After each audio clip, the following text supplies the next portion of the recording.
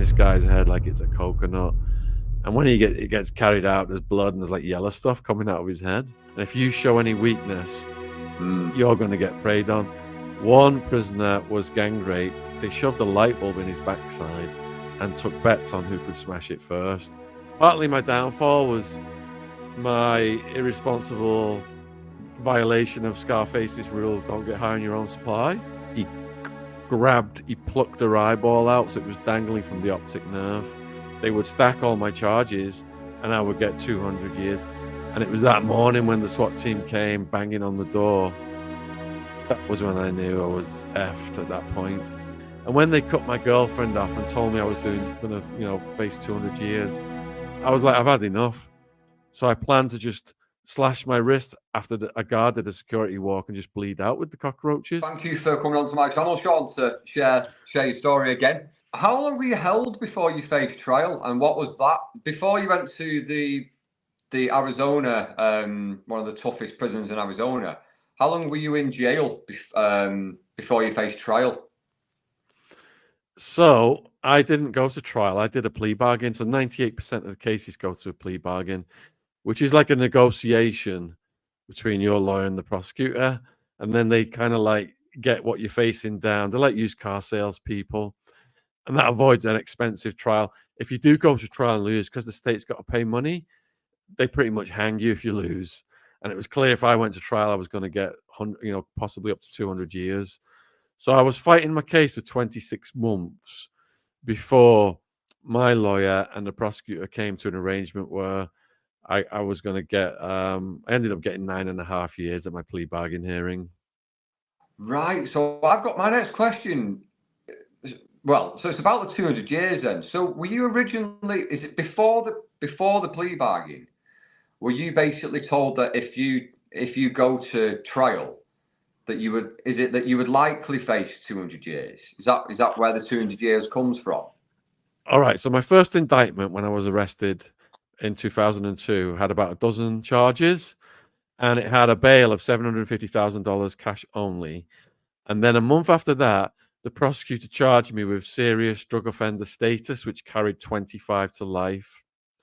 So I had that from the get-go. 10 plus charges is like 100 years if you lose at trial, plus 25 to life serious drug offender status.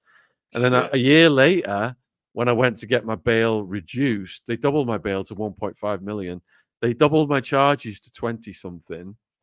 And they told me that if I went to trial now, as well as serious drug offender status carrying 25 to life, they would stack all my charges and I would get 200 years.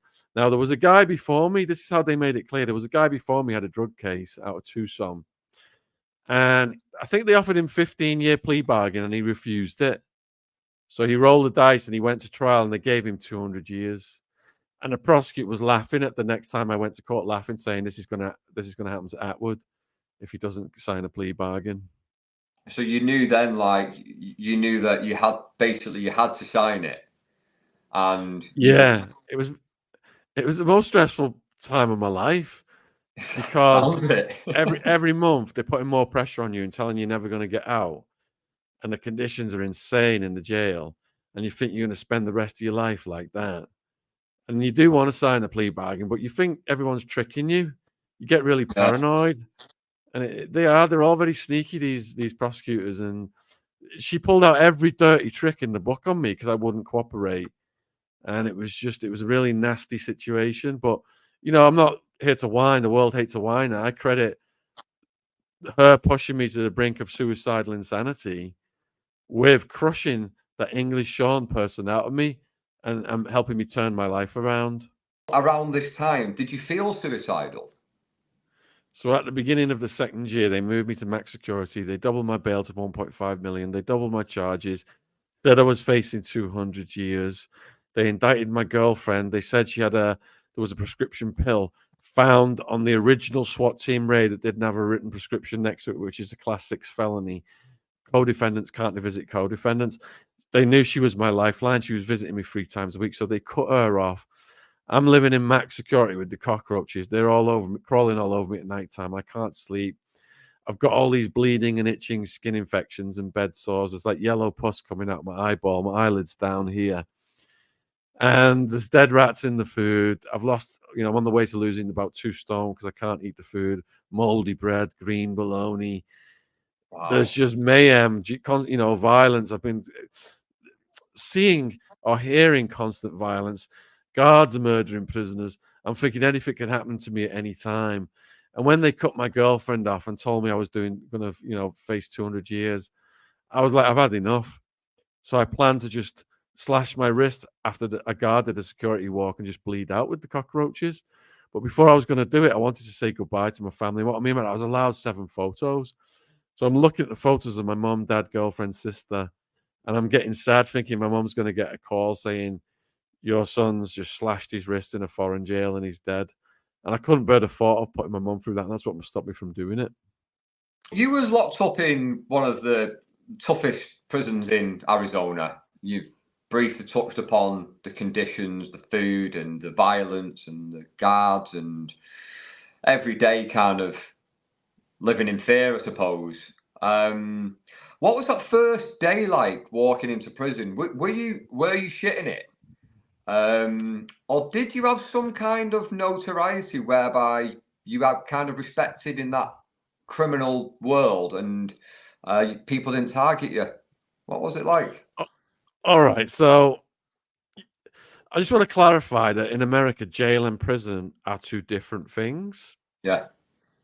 For the first 26 months, and hard time covers that period, that's the most violent, graphic, hard-hitting 26 months of my life. The Maricopa County jail system was run by Sheriff Joe Arpaio, who prided himself on being America's toughest sheriff. And it wasn't just the likes of the neo-Nazi Aryan Brotherhood murdering the prisoners. It was the guards murdering prisoners. And people can Google Scott Norberg, Brian Crenshaw. They murdered a blind prisoner. They murdered mentally ill prisoners. They were like wolves just going in and killing people, and they didn't give a F.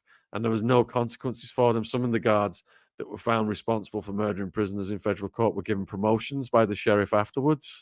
Promotions? Yeah. Wow. Okay, now. So going in that first day, they come up to you, whatever race you are. In my case, it was the AB guys, the Nazis. Hey, we want a word with you, Wood. Wood's like mate for white boy. And then you go in the cell and they explain all the rules. Someone calls you a punk, a bitch, or hits you, you got to fight them. Can't sit at the table with the other races. Can't get pally with the guards. You got to take showers and have good hygiene. You violate any of these rules, they just smash on sight. So what was your first day like then? Did you get approached and asked, did you get, do inmates and like yourself, do you immediately get asked what you're in there for? Yeah, there's a charge check and a heart check. So they say, Okay. hey, Wood, get in that cell over there. And you go in. And I'll never forget that day. It was intense. They got like Hitler and Swazis all over them. And they're just staring at me like they want to kill me. And they're like, what you in for, Wood? Now, my charge is, it's a bit complex for me because I'm new at this. Crime syndicate, conspiracy, continuous criminal enterprise. It's all on a printout. But I have no idea what this stuff means. So I say, I don't know what my charges mean. And then they got me against the wall about to attack me. What do you mean all your charges mean? Are you a chomo? Are you a chomo? I didn't even know what a chomo was at that point.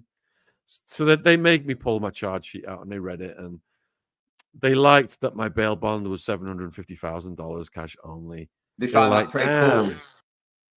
They found that cool as, and they were like, are you guys the mafia? Were you guys murdering people? And I'm like, no, raves. We were all happy on ecstasy. We weren't killing anybody, blah, blah, blah. And that was it. And, they found that Wildman was with me. I think I was in Tower 6 and he was in Tower 2. And he was a maniac. There's a guy called Bruno who was in there with us, with the Italian mafia. He was an enforcer. And Bruno saw my Banged Up Abroad episode a couple of years ago and got in touch. After all those years, I've written about him in Hard Time. And he was like, yeah, we were in awe of Wildman. He was just a one-man maniac.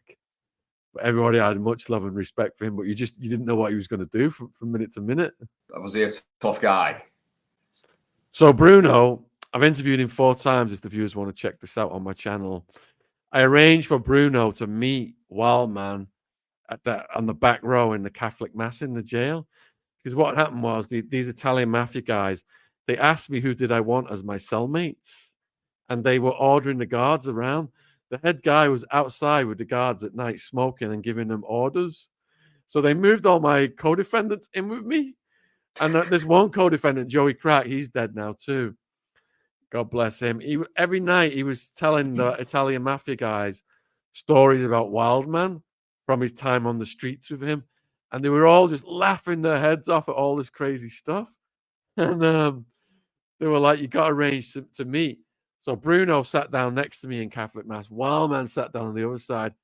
And they shook hands and almost launched me out of my seat because they're so strong, both of them. Did you have to follow any kind of politics and house rules whilst you were in the prison? You got all the guards rules and you got all the gang rules, and those rules are opposed, and you're in a video game and you got to get through it somehow without increasing your sentence or getting your teeth knocked out. I saw so many people's teeth get knocked out and just bounce on the floor. I saw a guy with his leg pointing in the completely wrong direction. There was a mentally old man. I don't know what they did to him, but as I walked past him, blood just squirted out of the back of his head. Nearly every day, there was heads getting smashed into toilets and bodies getting thrown against walls. And I just got used to the sound of it.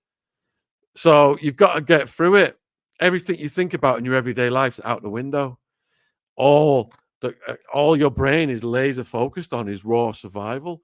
Who can harm me? Who can help me? Who can I make alliance with? Who can I be friends with? How can I avoid the dangers? Was you attacked? So I only got in a couple of situations. I never got my teeth knocked out. I never got my bones broken.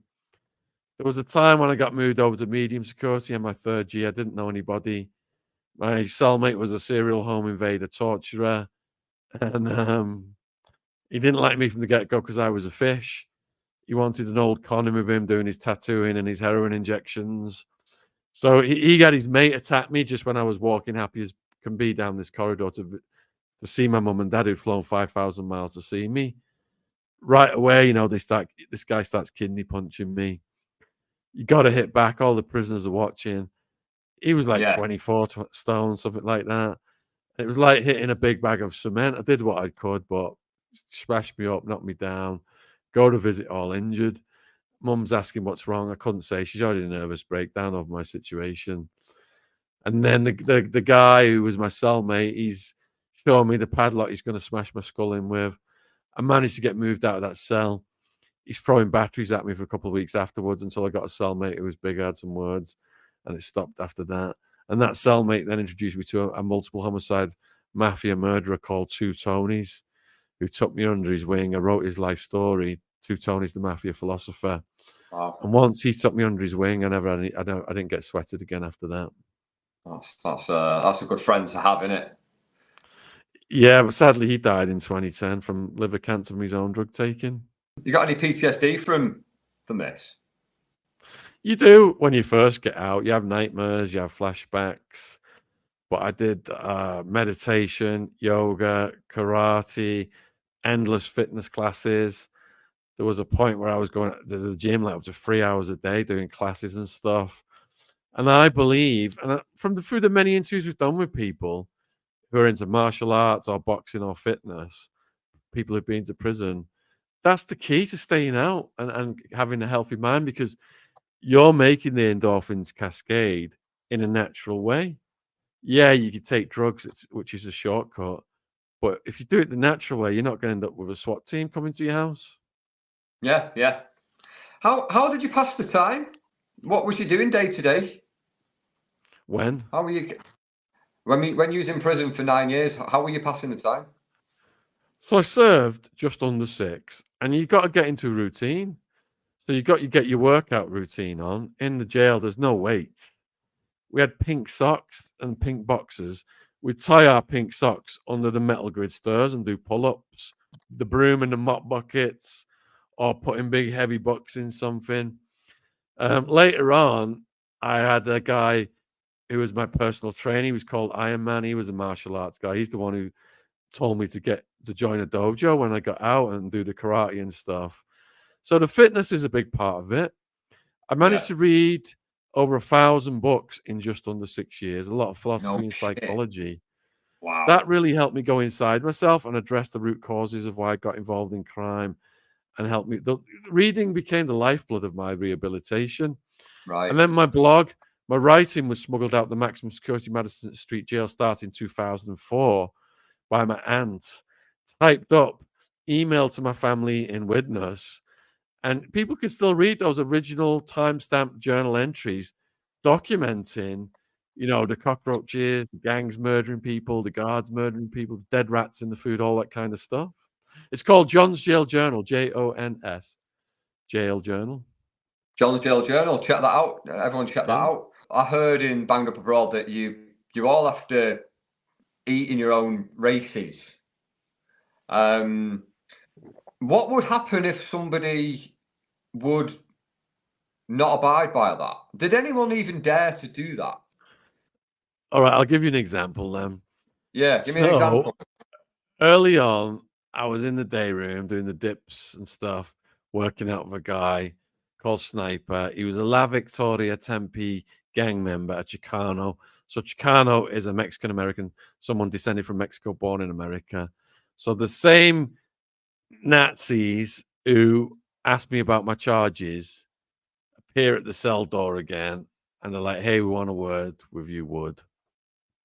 And I look over at Snipe, and he's like, "Yeah, go talk to your people." So I go into the cell, and I'm like, "What's up?" And they said, "Take a look around the day room, Wood." I look around the day room. I'm like, "Yep. Do you see any of the white boys working out with the other races?" I'm like, "Nope. You got a lot to learn, Wood. Now go finish your workout." That was them being polite, man. Yeah, yeah. I saw people come in. There was one guy, I don't know what his claim was, but I can't remember exactly. He looked white, and said he was black, and he was sitting with the blacks, and he ended up getting attacked and rolled up. So it's life and death, and then you can't play around with these rules. You just got. Is it a case of like you just got to whatever the rules are set as, you just stick to them. If you wanna get out of there alive, stick to the fucking rules. Unless you want to get your head smashed into the wall and your teeth knocked out, just like that, it's all over for you. Yeah. What was the worst act of violence that you ever saw in prison? Ever saw or ever heard about? Let's do both. All right, let's go with heard about then. So prison rape is quite prevalent in America for some reason, and you have to go to a rape class to get taught how not to get raped. You watch a video and there's predators, and if you take food, they say you got to pay for it or you're going to get stabbed. You got to go in that cell and do whatever that guy says. I'm just setting the table here. So anyway, I met someone who was in the Arizona prison system decades before me, and this story was confirmed off other prisoners. And this person was a debt collector from the AB, and these gangs are blood in, blood out. And this person ended up getting gang raped multiple times. They shoved a broomstick in his body, raped him while he was unconscious. And I said, "How do you know what was inserted into your body?" And the person said, "When I went to the toilet afterwards, I could tell by what came out." I sat in myself for weeks waiting for the scars to go away. I got moved to another yard, but the same thing happened. They beat me up, raped me, used me as a sex toy, a prostitute, a punk. There's no recourse. There's no one to talk to. The victim's labeled a rat, a punk, and considered less than human. And I said, "Well, how did you stop it then?" And the person said, I started fighting back. You've got to be Yeah. ruthless." And that was understatement. I learned from other prisoners what this person had done. The next 2 times the gang came to rape this person, he he plucked her eyeball out, so it was dangling from the optic nerve, and he No did shit. that twice. Now, I didn't even think that was possible when I first heard that, but it was confirmed by other people. And doing karate for almost 10 years, as you go up the ranks, they teach you a strike called bird beak strike. You just go in and the eyeball's hanging out off from the optic nerve. When you Whoa. do that, the fluid coating the brain can come through. There's a lot of complications that can arise. Yeah, the eyeball can go back in, it can be normal, or you could be screwed up, or you can even die. So they classified this person as extremely dangerous and moved on to some of his friends. One prisoner was gang raped. They shoved a light bulb in his backside and took bets on who could smash it first. And that prisoner killed himself afterwards. Another prisoner, they grabbed a shovel from the work crew and they held him down and they cut his head off with the shovel. And they positioned it in an area. They positioned it in an area of the prison where the rival gangs would see it. And again, that was the AB, to make the point they were the most violent and dangerous. There was a TV program called 60 Minutes, I think, in America in the 1970s or 80s when this stuff was happening. And they said they classified Florence prison as the most dangerous real estate in the whole of the country at that time. There was no cameras. The guards would have people fight to the death or just take them out to the desert and have them dig their own grave and shoot them in the head. That's what it was like, man. This was before cameras and the modern industrial warehoused prison system from mass incarceration and war on drugs. Did you ever see anyone get killed yourself? So early on, I saw a guy in the shower. They thought he was a chomo, and the gang beat him up. And then this guy was like, "You didn't beat him up good enough because we can still hear him whimpering." And it's like he's smashing this guy's head like it's a coconut. And when he gets carried out, there's blood and there's like yellow stuff coming out of his head. That must stay with you. That as to There's see nothing you that. can do. There's nothing you can do about it. These people who look dead just get carried out on a stretcher and you just never see them again. And if you show any weakness, you're going to get preyed on. And they came up to me right away and they said, "You've got to get that shock off your face, or else you're going to get preyed on." And if you look at my passport photo or driver's license photo when I got released, I'm just blank, just dead eyes. You can't show any emotion. So moving on to when you were released, what was that feeling? If you could describe that feeling, what was that feeling like when you first exited that prison? The prison was behind you. You were walking forward. What was that like? I was walking forward into the hands of federal deportation prison officers who then transported me to federal deportation prison, where I couldn't be told my release date for security purposes, where I was then housed for 2 to 3 weeks. And then I was transported on Conair across Arizona and California, put on a flight from LA to Gatwick. There's videos of me at Gatwick Airport, or is it Heathrow Airport? I can't remember. Hugging my mum and dad's sister, and they're all crying. And my sister, on the drive away, she's showing me her phone and explaining what texting is. Oh, you wouldn't have known, would you? No,